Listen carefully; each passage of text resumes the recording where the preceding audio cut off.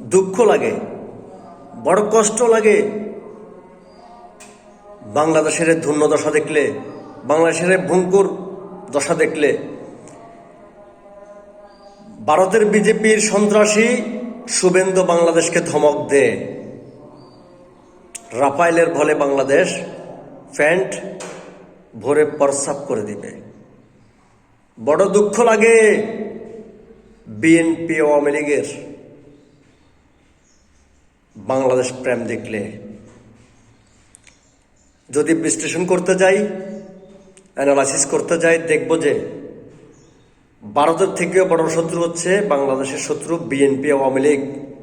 এই দু দল লক্ষ লক্ষ কোটি টাকা বিদেশে পাচার করেছে। এই দুই দল লক্ষ লক্ষ ডলার নিজের পকেটে ঢুকিয়েছে, দেশের জন্য কিছু করেনি।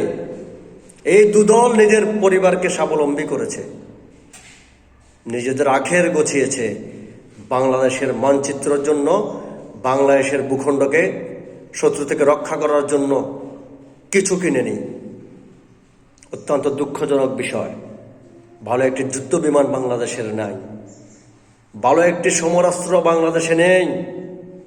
বিএনপি আওয়ামী লীগের মন্ত্রী, এমপি, প্রধানমন্ত্রী, আমলা, চেয়ারম্যান, মেয়র সহ যে দুর্নীতি তারা করেছে বাংলাদেশ থেকে, যদি দুর্নীতি না করত আজকে বাংলাদেশ সব দিক থেকে স্বয়ংসম্পূর্ণ হতো। এমন অস্ত্র থাকতো বাংলাদেশে যে অস্ত্রের ভয়ে ভারত কথা বলতে পারত না। আমি শুধু আওয়ামী লীগের দোষ দিব না, বিএনপিরও দোষ কম নয়।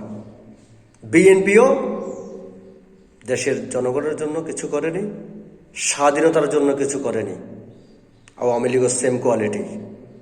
একটি যুদ্ধ বিমান তারা কিনতে পারেনি, একটি ভালো অস্ত্র তারা কিনতে পারেনি। বাংলাদেশের দিকে তাকালে, বাংলাদেশের প্রতিরক্ষা ব্যবস্থার দিকে তাকালে চোখে পানি আসে। দুঃখজনক বিষয়। Very sad, very sad.